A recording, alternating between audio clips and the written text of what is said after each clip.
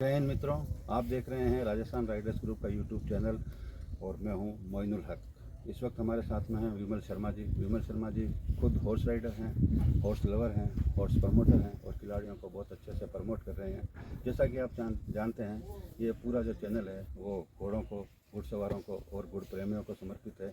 तो इसी कड़ी में हम विमल शर्मा जी से बात करते हैं। विमल जी, आपको मैंने इंट्रोडक्शन दिया, आप खुद घुड़सवार हैं और घोड़ों के प्रेमी हैं और जो राइडर्स हैं उनको प्रमोट कर रहे हैं। आप अपने आप को किस रूप में प्रमोट करना चाहेंगे, किस तरह से इंट्रोड्यूस करना चाहेंगे?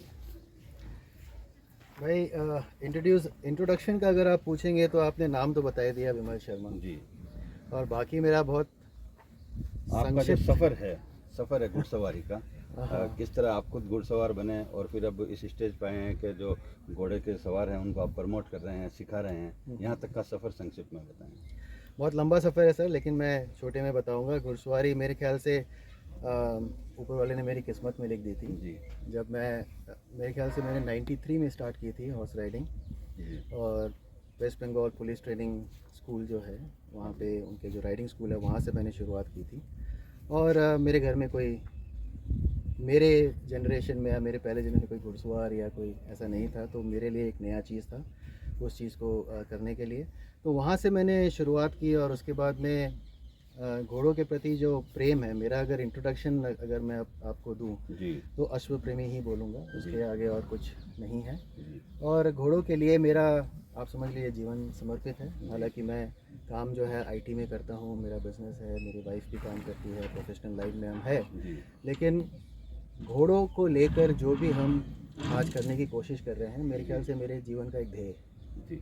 ये मैं बोल सकता हूँ। आम आदमी घोड़े की पीठ पर चढ़ने को ही घुड़सवारी समझता है, लेकिन आप टेक्निकल आदमी हैं, तो आपको कौन सा इवेंट पसंद है और आप किस इवेंट की तरफ ज़्यादा कंसंट्रेट हैं? देखिए, इवेंट चाहे कोई भी हो, जी। घोड़े का। इसी में एक पूरक प्रश्न पूछ लेता हूँ, हाँ, हाँ। इवेंट क्या क्या होते हैं? क्योंकि आम आदमी सिर्फ घोड़े की पीठ पर बैठा है, वो घुड़सवारी होगी हाँ, उसके हाँ, लिए। हाँ, तो हाँ। घोड़ों के अंदर जो प्रोफेशनली है या जो कॉम्पिटिटिव है, वो कौन कौन से इवेंट होते हैं और किस तरह से इसमें करियर बनाया जा सकता है? देखिए, कॉम्पिटिटिव इवेंट्स का अगर बात करें तो सबसे पहले तो जो घुड़सवारी को जानने वाला हो, उसको एंजॉय करने वाला हो, वो पार्टिसिपेट कर सकता है इस इवेंट्स में। लेकिन अगर हम बोले कि ड्रेसाज एक ऐसा इवेंट है जो कि घोड़ों का क्लासिकल राइडिंग है, स्कूलिंग भी हम जिसको बोलते हैं, उस ड्रेसाज का मतलब स्कूलिंग है। तो ड्रेसाज एक इवेंट है, शो जंपिंग एक इवेंट है जहाँ पे ऑब्स्टिकल्स लगे होते हैं और घोड़े कूदते हैं उसके ऊपर में, पर्टिकुलर नंबर ऑफ ऑब्स्टिकल्स होते हैं उसके ऊपर से। उसके बाद में एंड्योरेंस है, स्पोर्ट है जो कि लंबी दूरी का स्पोर्ट है। टेंट पैकिंग है जिसमें आप गैलप में भागते हैं और बलम से पेक्स को उठाते हैं, वो एक स्पोर्ट हो गया। नए नए स्पोर्ट्स भी इसमें आ रहे हैं, जैसे हॉर्स बैक आर्चरी हो गया। घोड़े पे की पीठ पे आप घोड़े भागते हुए आप तीर धनुष से जो है टारगेट शूट कर रहे हैं। और पोलो जो है, पोलो को लोग जानते हैं, एक अच्छा स्पोर्ट है और काफ़ी लोग उसको खेलते भी हैं, इंडिया में बहुत फेमस है पोलो। तो काफ़ी सारे ऐसे स्पोर्ट है जिसमें एज अ राइडर अगर कोई कॉम्पिटिटिवली इस स्पोर्ट को लेना चाहता है तो घुड़सवारी के थ्रू उसको लिया जा सकता है। यहाँ बहुत ही खूबसूरत कैंपस है, यहाँ पे आप प्रशिक्षण शिविर का आयोजन कर रहे हैं और यहाँ के जो लोग हैं और इनका जो व्यवहार है और इनका जो घोड़ों के प्रति प्रेम है, उससे जगह और भी खूबसूरत हो गई है। तो इस कैंप के बारे में बताएं, कौन पार्टिसिपेट कर रहे हैं इसमें और क्या प्रशिक्षण दिया जाएगा? देखिए, अगर बोला जाए तो हमारा एक प्रोजेक्ट है जिसका नाम है ISFG है। उसको हम फुल फॉर्म में बोले तो indigenous sport horse equestrian league. इस प्रोजेक्ट के थ्रू हम अपने जो देसी घोड़े हैं उनको मॉडर्न डे स्पोर्ट जो है उसमें प्रमोट करने की कोशिश कर रहे हैं। तो पिछले ये हमारा दूसरा कैंप है। पिछले बार पहला कैंप हुआ था, इसी साल मार्च में पहला कैंप हुआ था। तो अब हम इन कैंप्स के थ्रू जो है, जो इन घोड़ों को राइड करते हैं, जो इन घोड़ों के साथ में समय व्यतीत करते हैं, उनको हम स्पोर्ट्स में डेवलप करने की कोशिश कर रहे हैं। तो किसी भी एक स्पोर्ट में, जैसे घुड़सवारी बेसिकली जो स्पोर्ट है उसमें दो मेन कंपोनेंट होते हैं, एक होता है घोड़ा, दूसरा होता है उसका राइडर। तो जितना ट्रेन घोड़ा होना चाहिए उतना ही ट्रेन राइडर भी होना चाहिए, एक दूसरे के बिना जो है कोई काम नहीं कर सकता। तो हमारा जो ये वर्कशॉप हम कर रहे हैं, 4 दिन का जो वर्कशॉप है वो क्लासिकल राइडिंग के ऊपर में है, जहाँ पे हम घोड़े पे बैलेंस के हिसाब से बैठना, अपने पाँव को यूज़ करना, हाथों को, लगाम को यूज़ करना किस तरह से होता है वो सिखाएंगे।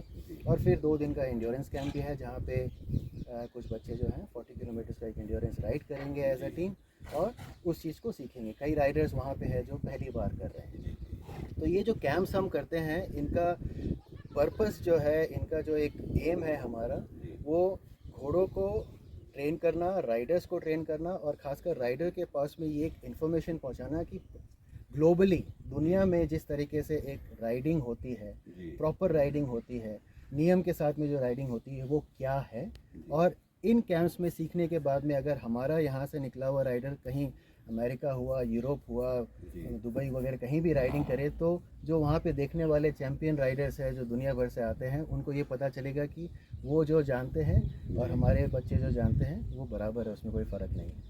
तो ये सब है इन कैंप्स के थ्रू हम करना चाह रहे हैं। घोड़ों को लेकर मैं काफ़ी टाइम से स्टडी कर रहा हूँ, रिपोर्टिंग भी कर रहा हूँ, तो घोड़ों के अंदर की काफ़ी कुछ बातें मैं जानता हूँ। लेकिन एक आम आदमी सिर्फ अखबार में पढ़ता घोड़ा 5 करोड़ का बिका, 10 करोड़ का ऑफर आया, एक घोड़ा 1 करोड़ में बिक रहा, एक ब्रीडिंग के उसके जो है एक मीटिंग के 50,000 रुपये लेते हैं, तो लगता है इस तरह का कि इस प्रोफेशन में करोड़ों रुपये कमाए जाते हैं। एक दूसरा पक्ष ये है कि कई ऐसे हमारे मित्र हैं जो ये कह रहे हैं हम तो घर फूंक के तमाशा देख रहे हैं, जो हमारा घोड़ों पर खर्च होता है हमारे तो उसका प्रेम ही इतना ज़्यादा है कि हमें ये खर्चा करना पड़ रहा है, बाकी इससे कमाई वगैरह कुछ नहीं है। तो आपका क्या नज़रिया सर, आप क्या सोचते हैं? देखिए मेरा नज़रिया सिर्फ इतना सा है कि जो भी घोड़ों से रिलेटेड कोई काम अगर कर रहा है तो गलत नहीं कर रहा है। जिसके जिस तरह से जिसका मन है, जिस तरह से जिसका इंटरेस्ट है उसमें वो काम करता है। तो अगर कोई आज करोड़ों का ट्रेडिंग भी कर रहा है घोड़ों के लाइन पे तो उसका एक पर्पस है, उस पर्पस से वो चीज़ कर रहा है। अगर कोई राइडिंग कर रहा है, कॉम्पिटिशन्स में जा रहा है तो उसका एक पर्पस है, उस पर्पस के लिए वो चीज़ कर रहा है। अगर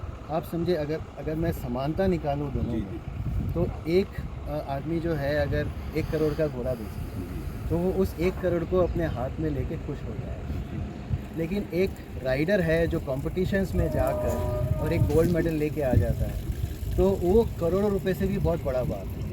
और उसको उसके परिवार वाले, उसके माँ बाप जो है अपने ज़िंदगी जो है लोगों को बताएंगे और उनका सीना चौड़ा होते रहेगा। तो वो उस 1 करोड़ रुपए जो हाथ में लिया हुआ है, एक मेडल जो गले में लटका हुआ, उसमें कोई फ़र्क नहीं है ना। तो अनमोल है। घुड़सवारी के विकास के लिए क्या प्रयास किए जा रहे हैं, और जो सरकारी सहायता मिल रही है या सरकार की ओर से प्रयास किए जा रहे हैं उससे आप संतुष्ट हैं, और अगर संतुष्ट नहीं है तो क्या प्रयास किए जाने चाहिए? देखिए सरकार की तरफ से जो प्रयास किए जा रहे हैं, संतुष्टि अगर हम सिर्फ घुड़सवारी खेल को अगर हम अपने डिस्कशन में ले तो संतुष्ट इसलिए नहीं है कि आज भी जो है घुड़सवारी, हाँ हमारा इंडिया में एक फेडरेशन भी है, इंडिया से अच्छे अच्छे प्लेयर्स भी निकले हैं, लेकिन आज इतने साल हो गए एक राइडिंग एक ऐसा स्पोर्ट है जो हमारे राजा महाराजाओं के टाइम से चला आ रहा, हज़ारों साल का इतिहास है। आज तक ओलंपिक्स में हम कुछ गिने चुने लोग ही क्यों भेज सकते? आज तक एशियंस में हमारे जो है, ओलंपिक्स छोड़िए, एशियन में हमारे गिने चुने बैलेंस अगर नहीं है तो विकास अगर नहीं हुआ है तो उसका कहीं ना कहीं जो जिम्मेदारी है वो सरकार की और सरकार के बनाए हुए इन ऑफिसर्स की बनती है। वो चीज़ लेकिन एक चीज़ जो हमने ये भी जाना है कि भाई सरकार अपना काम करेगी, उनके ऑफिस अपना काम करेंगे, उनके पास में जो भी काम का भार है वो बहुत है। तो जब तक हम खुद से प्रयास नहीं करेंगे और उस प्रयास को हम सामने लेकर नहीं आएंगे कि भाई सरकार हमने ये काम कर लिया, ये रिजल्ट दे दिया, अब आप हमको इससे आगे बढ़ने का रास्ता दिखाइए, तब जाके वो जोड़ी बनेगी और कुछ विकास होगा। तो यही हमारा जो है अप्रोच है और इसी अप्रोच पे हम काम करें। हमारे प्रोजेक्ट पे अभी गवर्नमेंट का कोई असिस्टेंस नहीं है, जो असिस्टेंस है वो हमारे बच्चों का ही है, हमारे राइडर्स का ही है, उनके जो पेरेंट्स हैं उनका ही है, कुछ स्पॉन्सर्स हैं हमारे दुनिया भर में उनका है, और इस तरह से मिलकर के हम काम करें। मेरा आपसे अगला सवाल ये है कि जिस तरह से प्रमोट करने की बात है तो एक तो जो बहुत उच्च आय वर्ग के लोग हैं वो खेल लेते हैं, पोलो है, नेचुरली राइडिंग जो है राजस्थान के आम आदमी है तो उसके लिए सिर्फ आर्मी के, तो ऐसा क्या किया जाए तो आम आदमी भी घुड़सवारी कर सके? एक तो होता है आपकी नज़र में हिम्मत, सुझाव तो बताइए। देखिए सुझाव तो इसका ये है कि इंडिया को छोड़ के मैंने बाहर विदेशों में जहाँ भी राइडिंग की है और जहाँ पे इन सब चीज़ों का एक हिस्सा रहा हूँ, वहाँ मैंने देखा है कि वहाँ पे आर्मी का और ये सिस्टम कम है। लोग प्राइवेटली घोड़ों को ओन करते हैं, उनको रखते हैं, उनकी ट्रेनिंग करते हैं, सब कुछ करते हैं, लेकिन हर एक के पीछे एक कारण होना चाहिए कि मैं अगर करूँ तो मैं क्यों करूँ। यहाँ पे जो मिसिंग है इंडिया में वो है स्टेज। पंजाब के कॉम्पिटिशन्स जितने होने चाहिए नेचुरल उतने होते नहीं हैं। और जो आ होते गया हैं वो है पर्टिकुलर सेंटर्स राजस्थान में होते हैं। अभी गुजरात आप मेरे को एक बहुत बात riders बताइए कि सीकर जैसे जगह पे अगर कोई एक Working अच्छा riders राइडर है क्यों?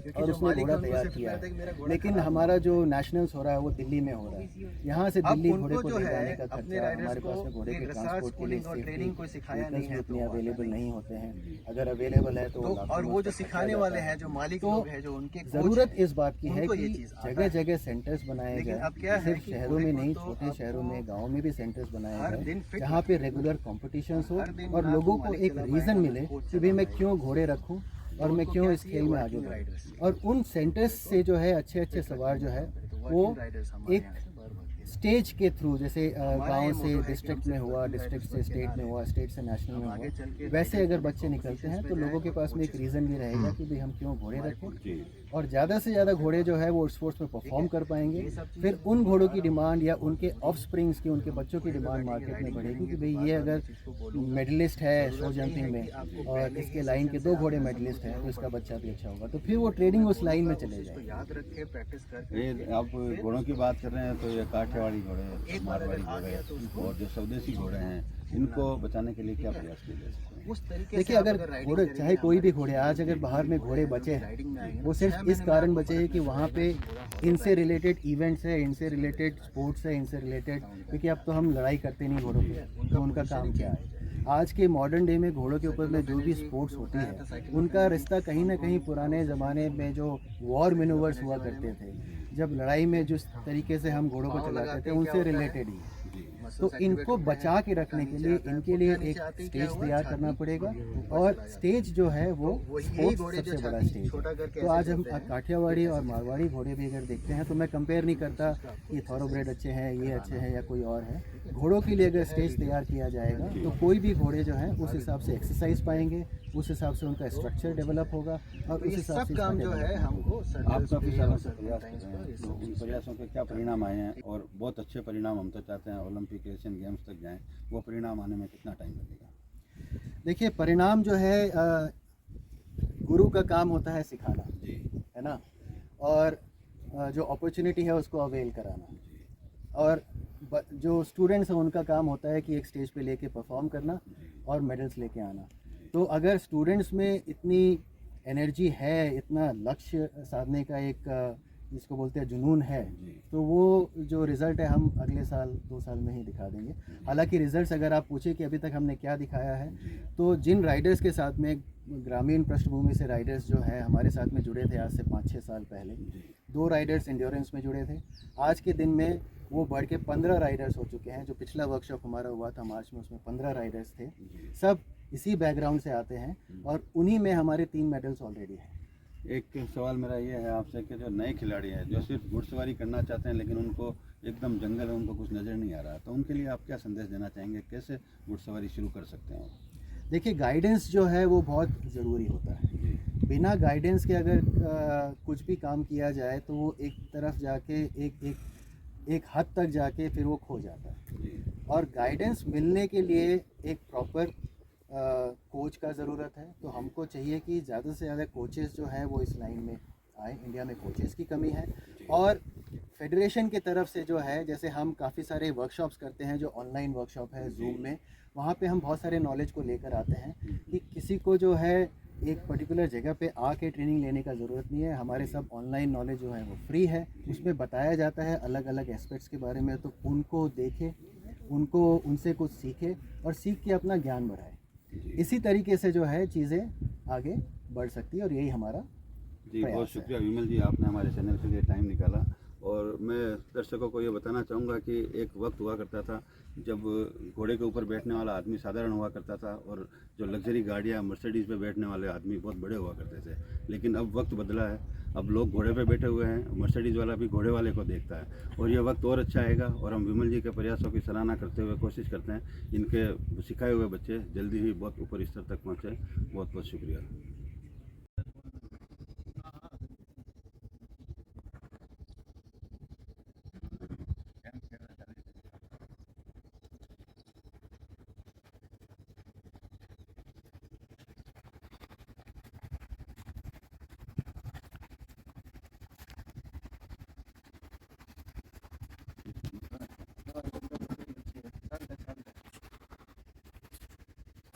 19 महीनों का इसमें अच्छा अच्छा और 15 महीने कंप्लीट हुए थे। अच्छा हाँ जी तो टाइम लगेगा ये।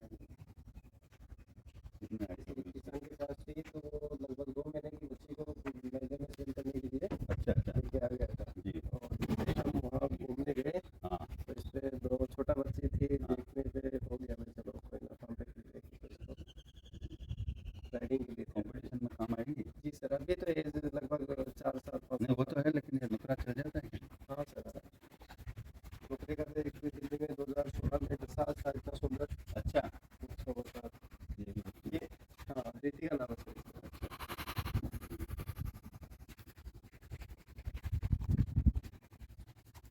ये ये सब हमारी मारवाड़ी है ना? हाँ सर,